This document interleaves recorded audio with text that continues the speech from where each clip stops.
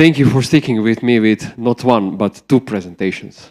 But in my defense, I try to make them interesting, and I hope they will be useful to you. So, yeah, let's start with the first one. Now, like, there is a different profile of people. You may be working with RAG already. You might be experts. You may not even heard about the RAG. But I try to make this relevant for wherever you are in that bracket, basically. So, this agenda is very simple. I will talk about RAG and our take on the RAG, and basically about the challenges, where I would pinpoint one specific challenge, chunking, that maybe doesn't have that much spotlight, but I find this one the most interesting. And finally, I will briefly show you info with product for the RAG and the analytics that are specific to the RAG. So let's start. So first, what's retrieval augmented generation? For those that don't know, for those that know, please bear with me for a moment. So, well, it's an architectural pattern that lets us connect our data with LLM. And the different approach would be to fine-tune an LLM with our data, which in most cases doesn't really make sense. And even when we do fine-tune an LLMs, we would again run the retrieval augmented generation on top of these fine-tuned LLMs, because this would actually give us usually better response quality. And the way this works is we start with some data set, which has some files, and what we would do, we would break these files into some small chunks, which would be turned into vectors and stored in some vector store. And the reason we do this, well, the number one problem for unlocking LLM performance is how do we feed exactly relevant data at just the right time? So this is like a critical challenge. And I guess nothing much changed in machine learning, so it's still about the data. But okay, let's say we now took this data, turned it into vectors, stored this. So what happens now is, let's say we have a user asking a question such as, what is the price? Well, what is the price of what? And hopefully somewhere in the chat history, there is something like, for example, what is answers, that, you know, this what is price makes sense. So the first step that needs to happen is you need to have something that is going to look at the chat history and the current question and somehow rewrite this. And if you're thinking, well, LLM should understand this, yes, but the retrieval will not.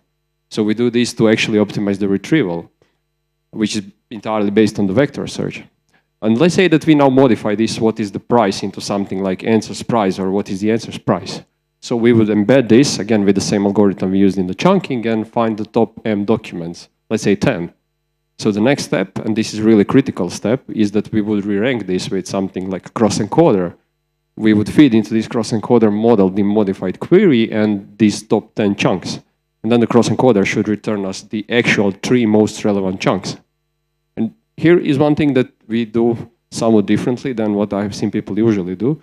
So we feed these re-ranked chunks into LLM, but we now ignore this modified query. We go back to the user's query, which was, what is the price? And the history. So we expect that LLM, you know, is able to figure out what is the price to what it refers to.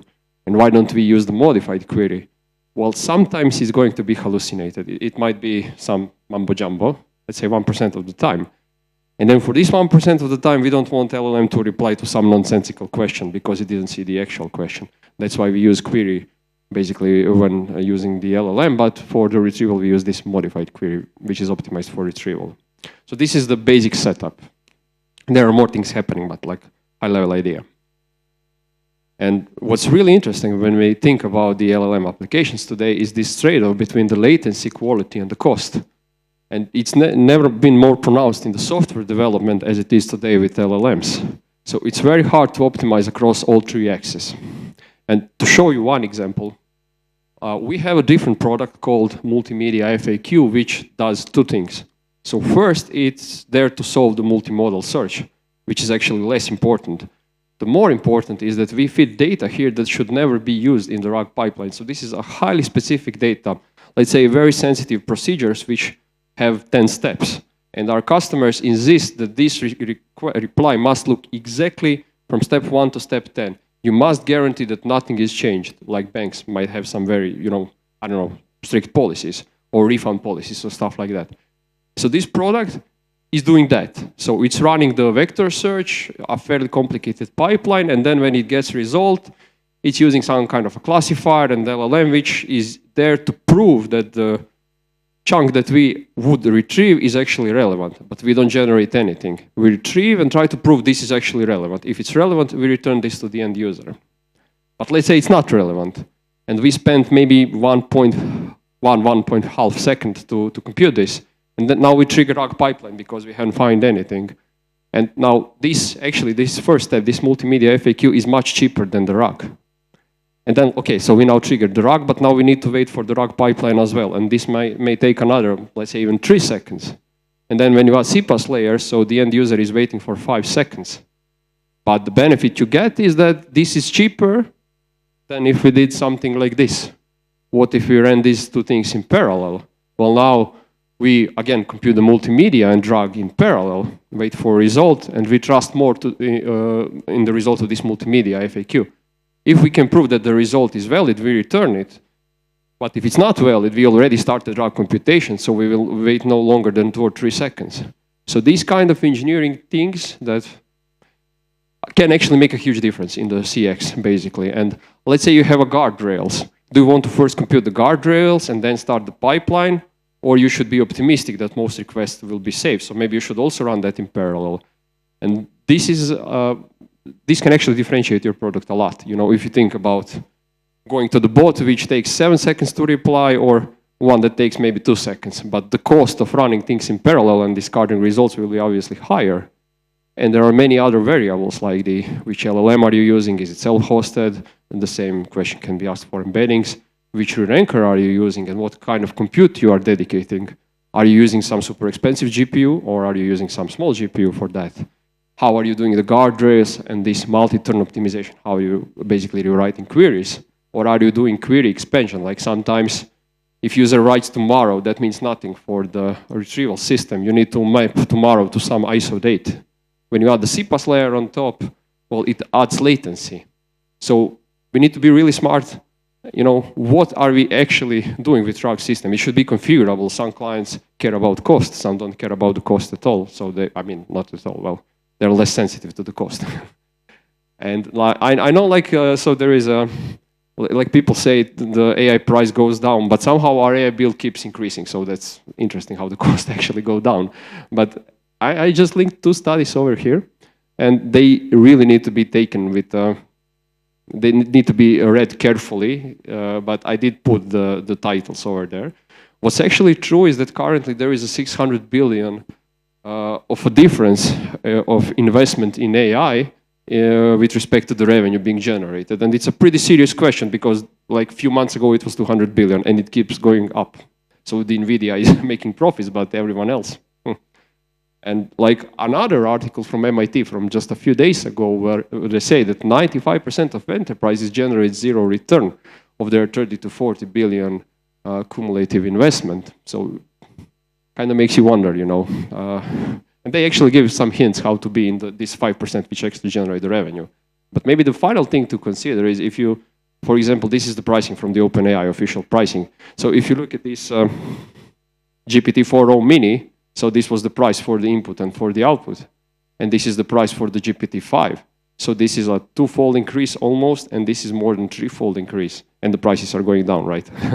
And then you have just, you know, these 3 pieces of equation. So that's why I think this cost axis may be more important than people actually think, especially when we are talking how do we get revenue back. All right, so let's just talk about one more kind of more technical thing. So how does that retrieval usually work? Well, there are a couple ways that people tend to approach retrieval. I would say all of them are not usually necessarily the best. So the first one is you have a large data set, and the key is large, and you break it down into n clusters, let's say 4, and then you would have a centroid, which is the best representation of the cluster. So when the query comes in, a user question like what is the price, you would find maybe top 2 most closest centroids, and you would only search in these clusters. So this would speed up computation like a 2-fold, which is cool. So you get better computation, but you may not necessarily always guess the correct cluster. So sometimes you will have a miss. It's going to have an impact on recall. That's an approximative search. And another approach, this one is a bit more involved, The way this works is you have data set vectors, you would break them into subvectors, and then you would cluster each subvector independently. And then you can take data points, and instead of writing these subvectors, which will typically have dimensions with floating points, you would just write the nearest cluster ID, so the centroid ID. And what this does, unlike this approach, it saves memory considerably. So 30, 60 times it can save memory because you no longer need to use floating points basically in every dimension. You can just use 4 8-bit integers. So in test time, you just need to know the exact representation of the centroids. But I'll skip the inference how it works, so it's technical.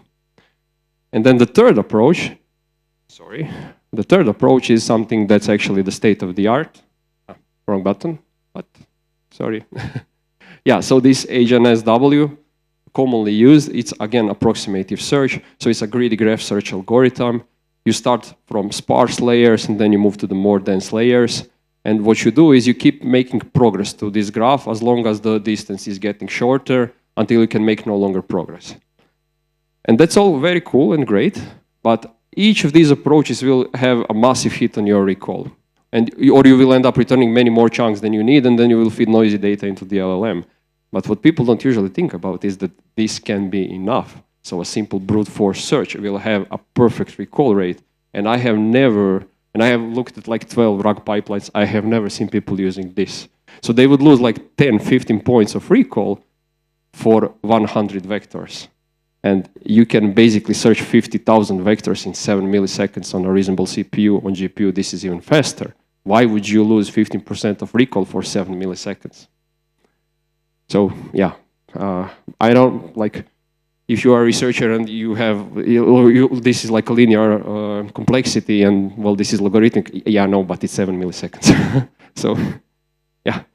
And maybe just to talk about one more thing. So these are chunks from Gartner, 3 different reports. And what Gartner is talking about, well, the companies and organizations still didn't involve with respect to the data management, so nothing moved much, and they are certainly not up to date with the Gen AI requirements. So they estimate that 60% of AI projects will abandon because their data strategy is not up to date. And they are talking like about things like RAG and chunking. I'll talk about that soon. You know, that these are the tricks that can help us to be more AI data ready.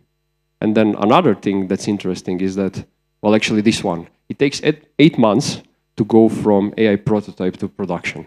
You can stitch software fast with AI, but when you actually need to tune these prompts and everything to work correctly and these agents, it takes a lot of time.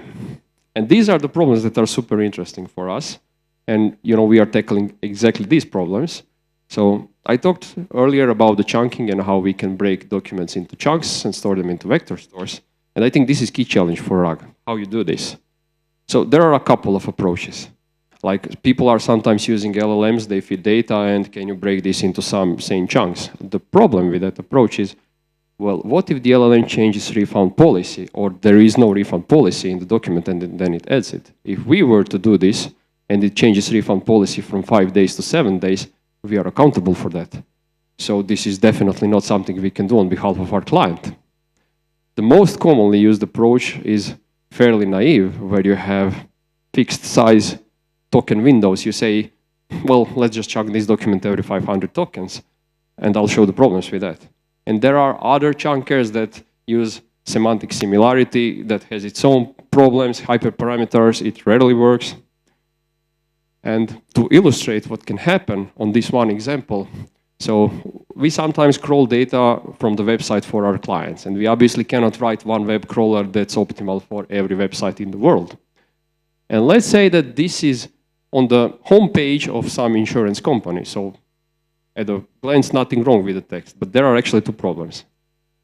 If we, let's say, create one chunk out of this, it actually embeds 3 different topics: Casco, life insurance, and travel insurance. So the first problem is, if I ask about the life insurance, there is basically no guarantee that vector search will even find this chunk because it actually has information about travel insurance and Casco as well. So that's a problem number 1.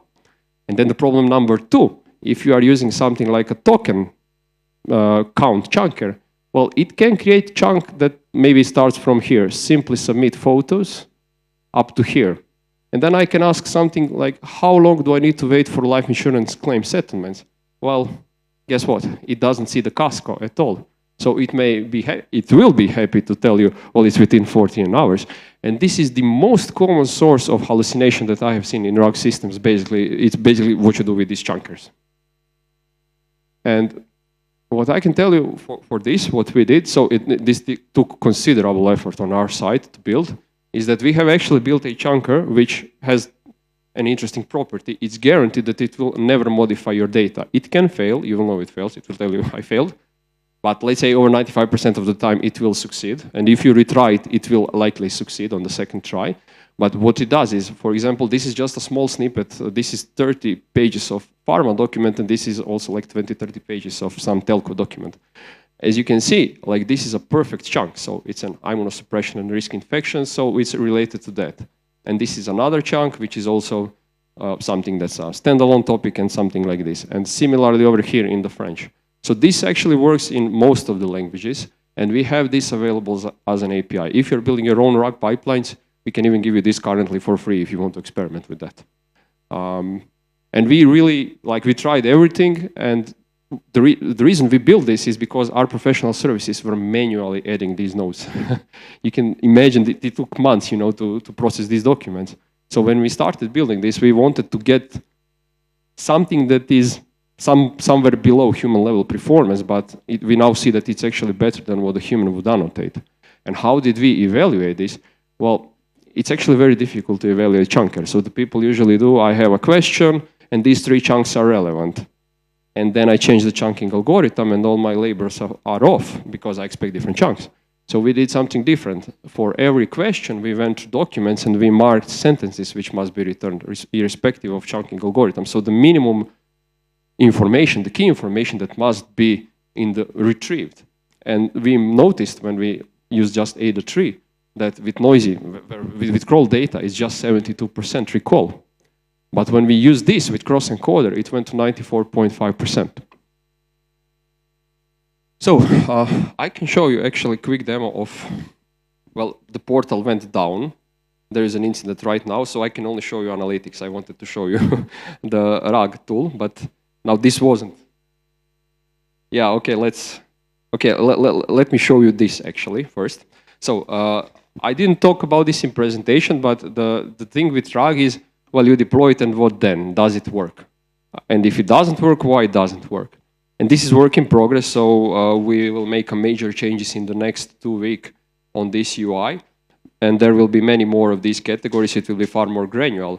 But what you can see, for example, if we examine this not documented category, this tells you, well, there is a 31 example of users asking about delivery location, and your bot doesn't handle this. It's rejecting this.